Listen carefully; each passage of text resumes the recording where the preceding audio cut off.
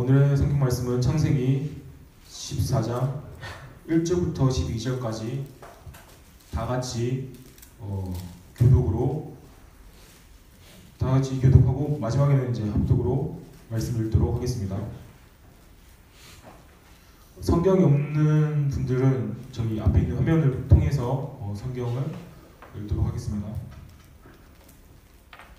시작.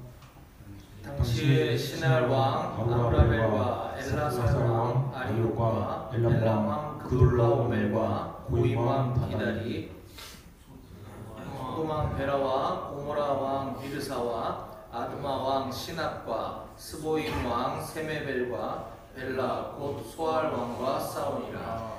이들이 다 시딤 골짜기 곧 지금의 염해에 모였더라. 이들이 12년 동안 그돌라오멜을 섬기다가 제13년에 배반한지라. 제14년에 고돌라오멜과 그와 함께한 왕들이 나와서 아스드롯 가르나임에서 르바 족속과 함에서 수스 족속을 사회 기랴다임에서 엠 족속을 치고 후리 족속을 그 산 세일에서 쳐서 광야 근방 엘바란까지 이르렀으며 그들이 돌이켜 미스밭 곧 가데스에 이르러 아말렉 족속의 온 땅과 하사손다말에서 사는 아모리 족속을 친지라. 소돔 왕과 고모라 왕과 아드마 왕과 스보임 왕과 벨라 곧 소알 왕이 나와서 실딤 골짜기에서 그들과 전쟁을 위하여 진을 쳤더니 엘람 왕 그돌라오멜과 고임 왕 디달과 시날 왕 아므라벨과 엘라살 왕 아리욱네 왕이 곧 그 5왕과 맞서니라. 실딤 골짜기에는 역청 구덩이가 많은지라. 소돔 왕과 고모라 왕이 달아날 때에 그들이 거기 빠지고 그 나머지는 산으로 도망하매 네 왕이 소돔과 고모라의 모든 재물과 양식을 빼앗아가고 다같이 소돔에 거주하는 아브라함의 조카 롯도 사로잡고 그 재물까지 노략하여 갔더라. 아멘. 세상 부귀 영화가 아닌 하나님을 바라보아야 합니다라는 말씀을 가지고 목사님께서 말씀을 인도해 주시도록 하겠습니다. 네, 감사합니다.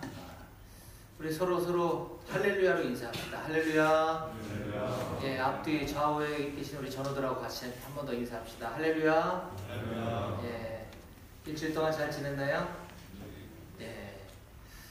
또 찬바람이 이제 조금씩 불기 시작하고 우리 또 위문의 계절이 다가오면서 점점 빈자리가 조금씩 생겨가는 것 같은데 빨리 또 위문을 해야 우리가 또 이 자리가 꽉 차고 또 지속되지 않을까 하는 생각을 좀 합니다.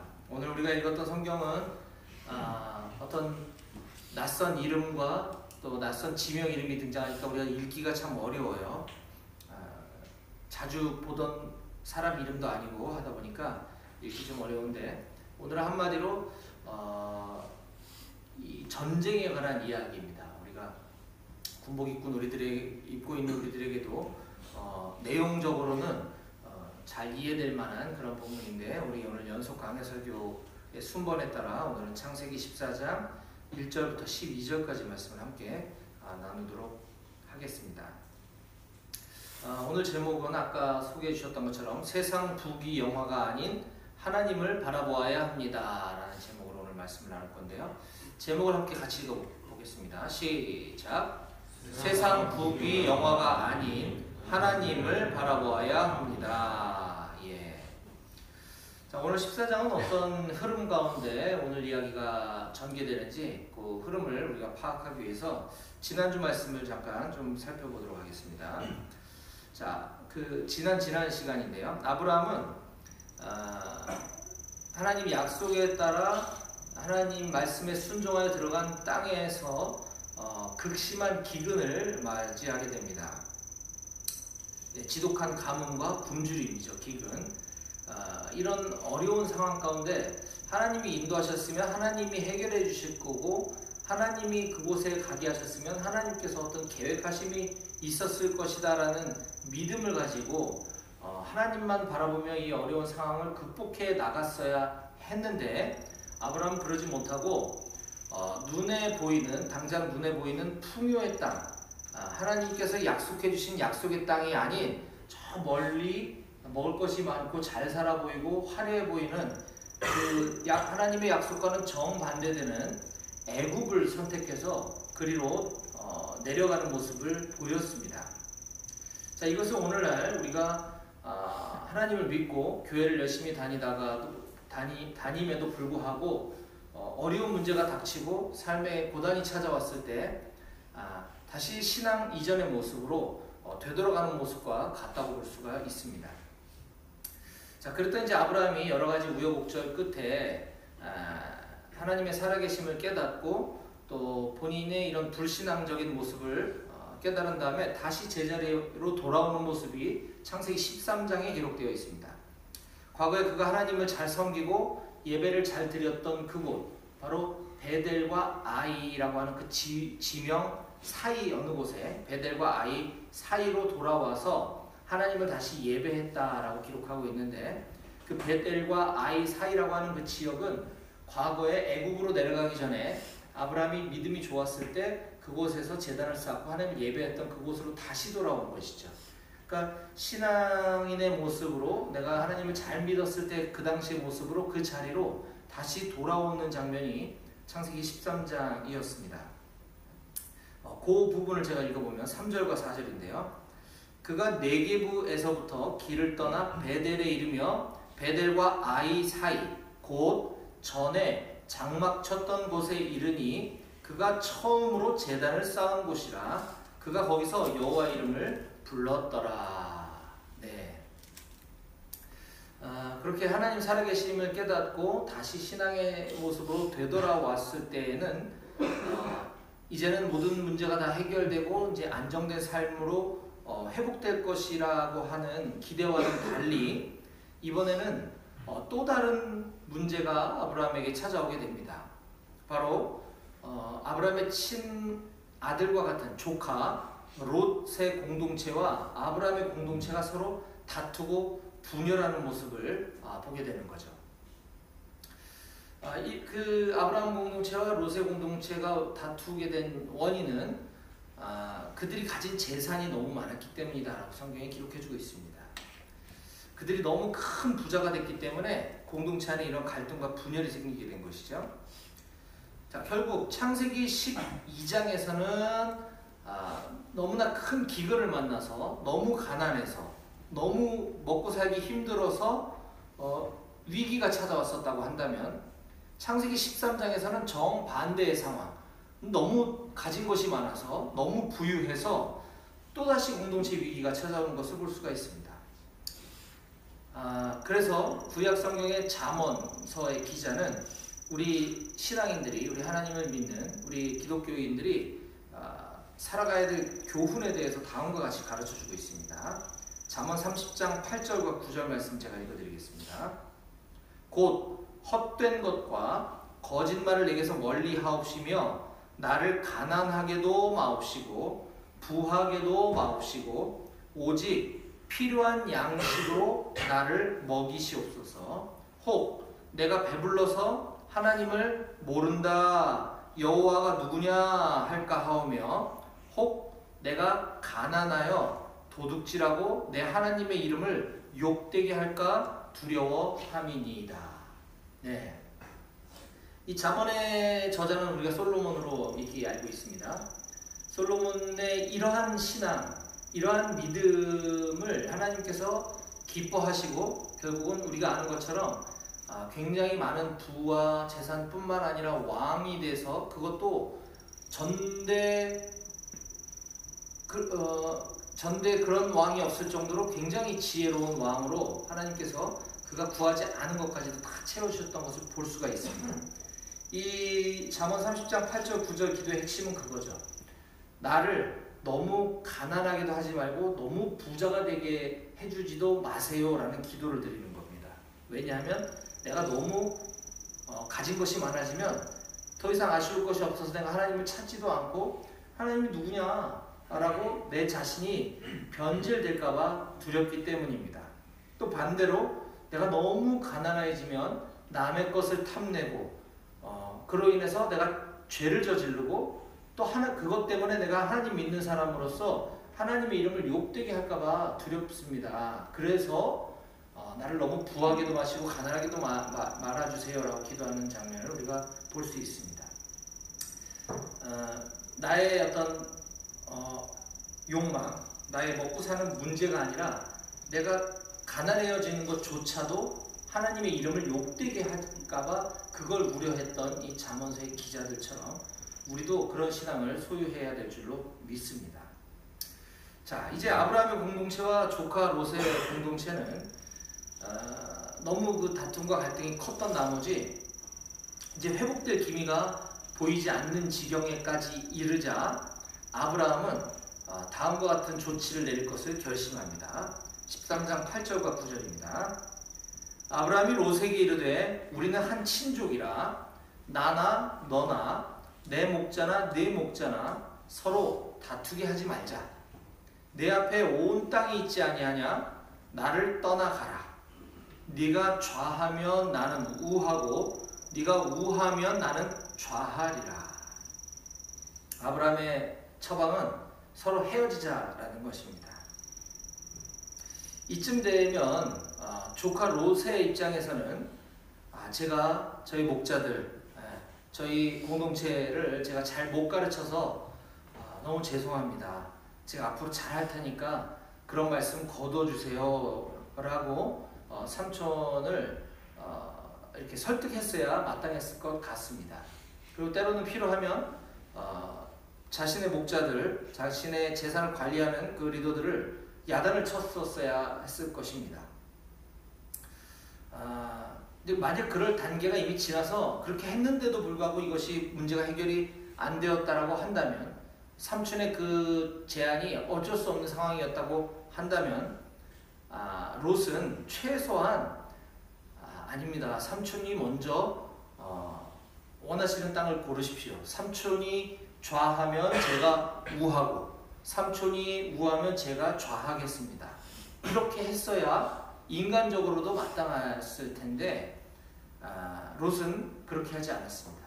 마치 삼촌 입에서 우리 헤어지자, 서로 떨어져 살자라고 하는 말을 기다렸다는 듯이 그 말이 떨어지기가 무섭게 어느 땅이 좋은지를 보고 먼저 선택하는 롯의 모습을 보았습니다.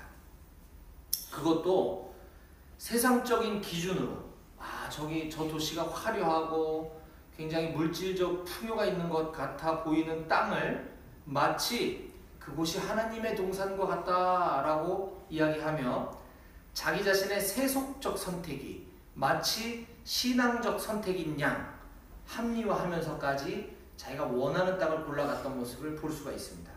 그것이 바로 13장 10절과 11절 말씀인데요. 이에 롯이 눈을 들어 요단 지역을 바라본즉 소알까지 온 땅에 물이 넉넉하니 여호와께서 소돔과 고모라를 멸하시기 전이었으므로 여호와의 동산 같고 애굽 땅과 같았더라. 그러므로 롯이 요단 온 지역을 택하고 동으로 옮기니 그들이 서로 떠난지라.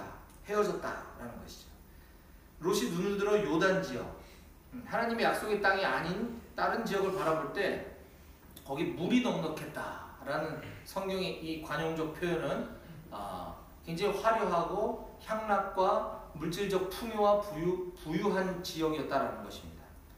저기 가면 먹고 살기 충분할 거야 라고 했던 것을 여호와의 동산과 같았다라고 하는 표현을 씀으로써 마치 그것이 자신의 신앙적 선택인 것처럼 착각하고 있는 롯의 모습을 우리에게 보여줍니다.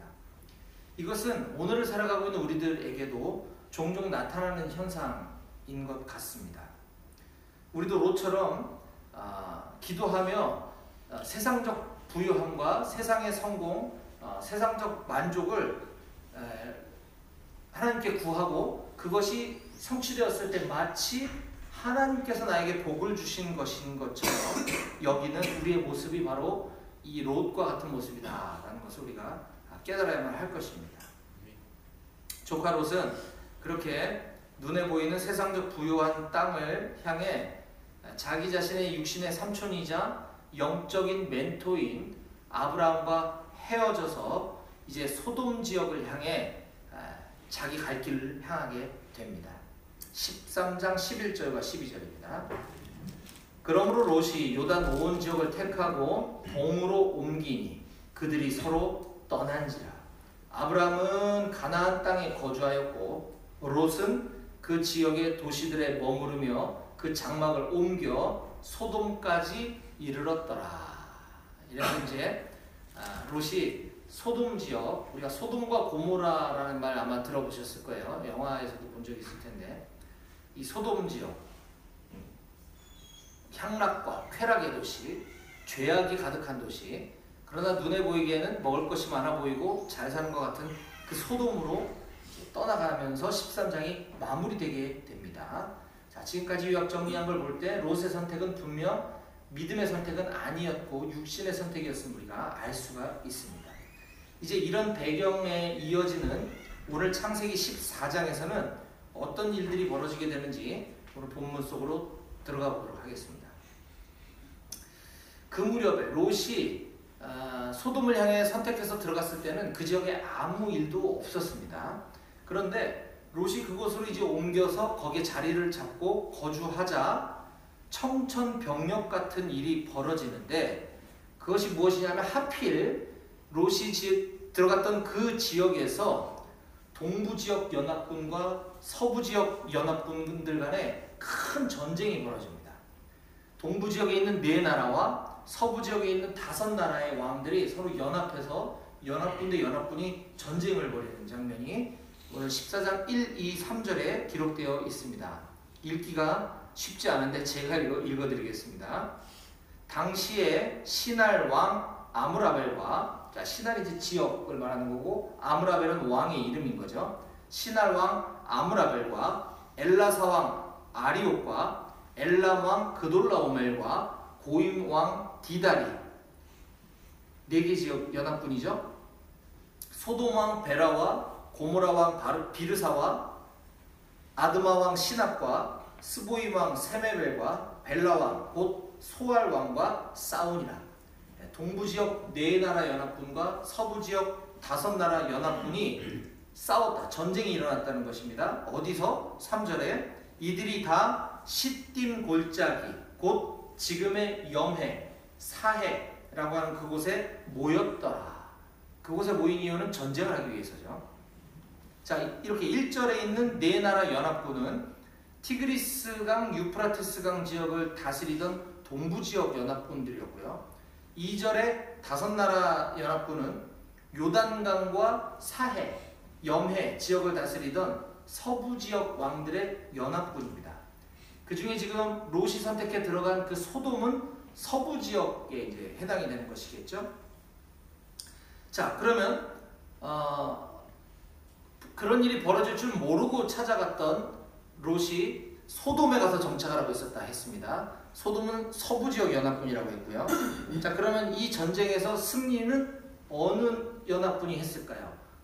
지금 보아하니 성경의 지금 주인공이 롯의 발자취를 따라 지금 사건이 전개되고 있는 것을 볼 수 있는데, 그 롯이 들어갔던 그 서부지역 소돔 왕 그 연합군이 승리했으면 참 좋았을 것을 10절과 11절에 보면 다음과 같은 결과가 벌어지는 것을 볼 수가 있습니다. 10절입니다. 시딤 골짜기에는 아까 그 전쟁이 벌어졌다는 그 지역이죠. 역청구덩이가 많은지라 소돔 왕과 고모라 왕이 달아날 때에 그들이 거기 빠지고 그 나머지는 산으로 도망하매 네 왕이 소돔과 고모라의 모든 재물과 양식을 빼앗아 가고. 네 왕은 아까 1절에서 보았던 것처럼 동부지역 연합군입니다. 이 동부지역 연합군이 소돔 왕과 고모라 왕이 속한 서부지역 연합군을 전쟁에서 승리하고 소돔 왕과 고모라 왕은 도망가다가 역청구덩이, 그 진흙, 그 뻘이죠. 거기에 빠졌고 나머지는 산으로 도망가고, 그 동부지역 연합군이 이 소돔과 고모라의 모든 재물과 양식을 빼앗아갔다, 이렇게 얘기를 합니다. 결국 동부지역이 승리한 것이죠. 자, 소돔 왕과 고모라 왕이 전쟁에서 이제 수세에 몰리게 되자 그 시딤 골짜기 역청구덩이에 빠졌다 이렇게 기록하고 있습니다. 이거 이제 다음 주 설교에 또 연결이 되는 부분인데 이것이 도망가다 그냥 푹 빠졌다면 아마 그 자리에서 죽임을 당할 수도 있었는데 거기에 숨었다라고 이제 보는 견해가 더 타당합니다. 왜냐하면 나중에 이거 미리 얘기하면 다음 주 시나리오가 재미없는데 다음 주에 결과가 그렇게 나쁘지 않은 결과가 또 벌어집니다. 그러자 그 지금 역청구덩이에 빠졌다라고 묘사된 이 소돔왕이 갑자기 딱 나타나서 자기가 마치 뭔가를 행세한 것처럼 아브라함에게 공치사를 하는 장면이 나옵니다. 이걸 봤을 때 거기 그냥 단순히 빠진 게 아니라 숨어 있다가 나중에 다시 나온 것으로 보는 것이 좀 타당합니다. 이건 다음 주에 제가 좀 자세히 설명드리도록 하고 아무튼 자 여기서 심각한 문제가 하나 발생을 하는데요. 아닌 밤중에 홍두깨도 아니고 롯이 아브라함의 조카이자 소돔 땅이 좋다고 판단돼서 스스로 자진해서 그 지역을 선택해서 찾아왔던 롯이 느닷없이 그곳에서 큰 전쟁이 벌어지는 바람에 전쟁의 소용돌이 한복판에 서 있게 되는 거죠. 그런데 이 동부 지역이 큰 승리를 거두게 되자 이 소돔왕을 지배했다라고 우리가 방금 보았고 그 소돔에 거주하고 있던 롯도 동부 지역 연합군에게 끌려가게 되고 재산도 다 몰수당하는 빼앗기는 이런 아주 큰 비극이 발생합니다. 12절입니다. 소돔에 거주하는 아브라함의 조카 롯도 사로잡고 그 재물까지 노략하여 갔더라. 이 창세기에 지금 12장, 13장, 14장으로 이렇게 넘어오면서 이게 굉장히 극과 극을 막 오가며 그야말로 가장 가난했다가 기근으로 인해서 가장 가난했다가 갑자기 또 엄청난 부자가 됐다가 또 갑자기 또 14장 갔더니 엄청 또 가난해지는 이 모습으로 아주 그 드라마틱한 반전의 반전이 계속되는 것을 우리가 볼 수 있습니다.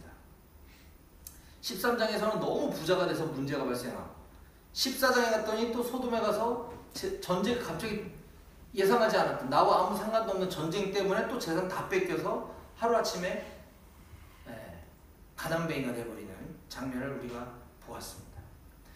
이처럼 이 세상의 부귀영화는 영원할 수가 없습니다. 한순간입니다. 우리가 부자가 망해도 뭐 3대는 간다지만 영원한 부자는 아마 없을 것입니다. 반대로 영원한 가난도 없을 것이죠. 따라서 우리가 세상을 살아가면서 앞으로 여러분들이 이 세상을 살아가면서 바라봐야 될 곳은 자, 어디 가면 돈을 많이 벌 수 있을까? 무엇을 하면 돈을 잘 많이 쌓을 수 있을까가 아닙니다. 우리가 이 세상 살아가면서 바라봐야 할 것은 이 모든 것을 다스리시고 주관하시는 하나님, 나의 아버지 되시는 우리 하나님께만 우리의 모든 시선을 고정하며 살아가야 될 줄로 믿습니다. 저 역시 제가 몇 번 얘기했지만 군생활을 시작하면서 나름 이제 적성에 맞는 것 같아서 군생활을 계속 해야 되겠다라고 결심하고 군에서 승승장구하기를 이제 꿈꾸었다가 장기복무지원서가 상급부대 인사실무자의 업무 실수로 누락이 되면서 제 장기 지원 서류가 이제 심의 받는 유급무부까지 올라가지 못하고 중간에서 사라져버리는 이런 일이 있었습니다. 그래서 제가 7년간 군생활을 이제 마무리하고 전역을 하게 되었는데 사회에 나와서 이제 처음으로 시작했던 일이 보험 세일즈맨이었습니다. 한때 잘 나가는 듯 했었고 돈도 제법 벌었습니다. 젊은 나이에 30대 초반에 이제 전역을 해서 그때 외국계 보험사에서 이제 보험 세일즈맨 영업을 하면서 젊은 나이에 차도 좋은 차 타고 다니고 그때 당시가 지금으로부터 한 20여 년 전인데도 불구하고 뭐 한 150만 원, 200만 원짜리 양복을 거침없이 입고 다니는 맞춤 양복을 입고 다녔던 적이 있습니다. 물론 지금 입고 있는 양복은 20만 원도 안 되는 10분의 1도 안 되는 양복인데 이렇게 영원히 잘 나가고 돈도 많이 벌 줄 알았던 제 생각과는 달리 큰 실패와 절망을 경험하면서 저는 보험 세일즈 업계에서 이제 무명으로 전락하게 되고, 그 문제를 이제 해결하고자 또 여러 가지 비즈니스 모델을 또 만들어서 또 사업한답시고 벌렸다가 더 큰 실패를 경험하고, 제가 리크루팅하고 제가 매니지먼트 했던 팀원들은 저를 제가 부족한 덕이니까 뭐 배신이라고 표현하는 게 적당한지 모르겠지만, 아무튼 제가 리크루팅하고 제가 매니지먼트하고 제가 가르쳤던 이제 저희 팀원들이 이제 저를 등지고 이제 경쟁 업체로 다 이렇게 또 가는, 이런 여러 가지 인간적인 좌절과 또 물질적인 실패와 여러 가지들을 이제 경험하면서 저도 졸지에 그 잘 나갔던 제가 신용불량자로 전락을 하게 됩니다. 정말 극과 극을 오가면서 삶의 밑바닥으로 내동댕이 쳐지게 되고, 그 보험회사에서는 결국 실직을 당하게 되고, 그러다 보니 처자식이 그때 당시 이제 있었는데 노모 어머님도 모시고 살고 있었는데 먹고 살아야 됐기 때문에 하루하루 뭐 급여가 적더라도 직장을 다니며, 또 쉬는 날 빨간 날은 또 일당벌이 하러 노가다도 하러 가고, 또 뭐 드라마 엑스트라 촬영하면 또 일당 얼마 준다 해서 그런 것도 찾아다녀보고, 또 밤 되면 대리운전하고 치킨집에서 아르바이트하고, 이런 세월을 몇 년 동안 하며 지냈습니다. 이게 제 나이 30대 초중반에 있었던 일입니다. 초반엔 잘 나갔었으니까 중반 이후쯤 되겠네요. 그렇게 힘든 시간을 오래 겪으면서 제가 그때 당시에 그렇게 믿음이 좋지 않았거든요. 근데 과거에 이렇게 좀 교회 왔다 갔다 하고 다녔던 그런 게 아마 제 마음 안에 남아 있었던 것 같습니다. 제가 하나님을 그때 비로소 이제 찾기 시작했어요. 간절히. 하나님 살아계시는 거 맞습니까? 살아계시다면 제가 왜 뭘 잘못해서 제가 이런 삶을 살아야 하는 겁니까? 저 좀 도와주십시오. 이제 막 간절히 기도할 때 그래 내가 널 도와줄게 이게 아니라, 하나님은 살아계시고 저의 지금의 이 어려운 상황과 환경들을 다 알고 계시다라는 마음을 깨닫게 해주셨습니다. 그래서 이 과정들이 하나님의, 지금 당장 저는 이해할 수 없지만 하나님께서는 필요하기 때문에 허락한 시간이다라는 확신을 주셨고, 이 과정들을 통해서 이게 하나님을 믿는다는 것이 이게 추상적인 게 아니구나, 이게 관념적인 게 아니라 이게 실제구나라는 것을 알게 됐습니다. 그러고 나니까 지금까지 제가 교회를 몇 번 왔다 갔다 하고, 몇 번이 아니라 꽤 오랜 세월을 다니고 때로는 이렇게 성실하게 신앙생활을 했던 것이 제가 믿음이 좋은 거라고 착각했다라는 것도 깨닫게 하면서, 하나님 없이 하나님을 등지고 살아왔던 저의 이 지난 세월들이 이게 얼마나 하나님의 마음을 아프게 했을까라는 것이 이제 느껴지니까, 그제서야 비로소 하나님 앞에 회개를 하기 시작했습니다. 제가 뭐 인간적으로 뭐 누굴 나쁘게 하거나 뭐 해코지해서 이런 죄가 아니라, 하나님 분명히 살아계신데 내가 하나님을 업신여기고 하나님 없는 것처럼 살아왔던 이 지난 세월들이 너무너무 죄송스러워가지고 그것이 회개가 되기 시작합니다. 그게 바로 성경이 말하는 죄라는 것이었던 거죠.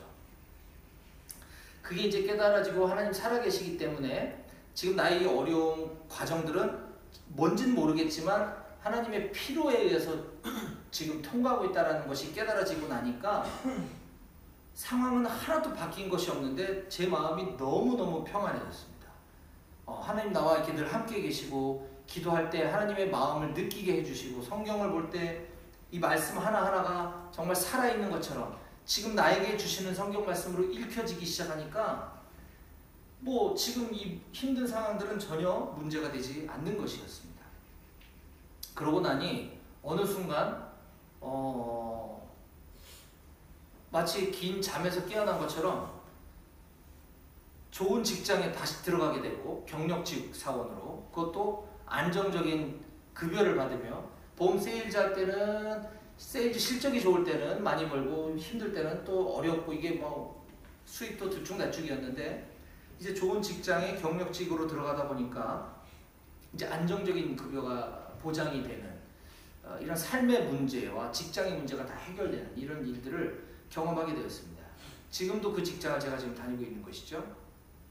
저의 학벌이나 저의 능력 또는 커리어로는 전혀 꿈도 꿀 수 없었던 농협중앙회 계열사인 메이저 금융회사에 지금도 적지 않은 연봉으로 정규직 직원으로 안정적인 직장 생활을 할 수 있게 된 것은 제가 그것을 꿈꾸고 바랐기 때문이 아니라 하나님을 경험했기 때문이라고 저는 확신합니다. 오늘 말씀을 정리합니다. 우리는 오늘 세상 부귀 영화가 아닌 하나님을 바라보아야 합니다 라는 제목으로 말씀을 살펴봤습니다. 저는 우리 여기 이 자리에 모인 우리 사랑하는 모든 백오교회 청년들이 지금도 살아계시는 우리 하나님, 여러분들 각자와 늘 함께하고 계시는 그 하나님을 꼭 경험할 수 있게 되기를 간절히 소망합니다. 하나님만 바라보며 살아가는 것이 얼마나 큰 축복이고 감격인지를 깨닫게 되고 그걸 경험하게 되는 여러분들 모두가 다 되실 수 있기를 주님의 이름으로 간절히 축원합니다. 그리하여 우리의 인생, 여러분들의 인생에서 성공하는 그 비결이 세상 부귀 영화를 쫓아가는 삶이 아니라 우리 아버지 되시고 여러분들의 아버지 되시고 나와 늘 함께 동행하시며 나를 늘 지금 이 순간에도 지켜주고 계시는 우리 하나님만 바라보며 살아가는 것이 인생에 성공하는 비결이라고 하는 아주 쉽고 아주 단순한 그 진리를 깨닫게 되시기를 주님의 이름으로 간절히 축원합니다. 아멘. 우리 다 같이 기도하는 심정으로 우리 찬송가 435장을 화면에 띄워드릴 테니까 기도하는 마음으로 우리 같이 함께 찬양 불러보도록 하겠습니다. 가사를 한번 잘 생각하시면서 그 가사를 나의 고백으로 하나님께 기도하며 찬양하시겠습니다.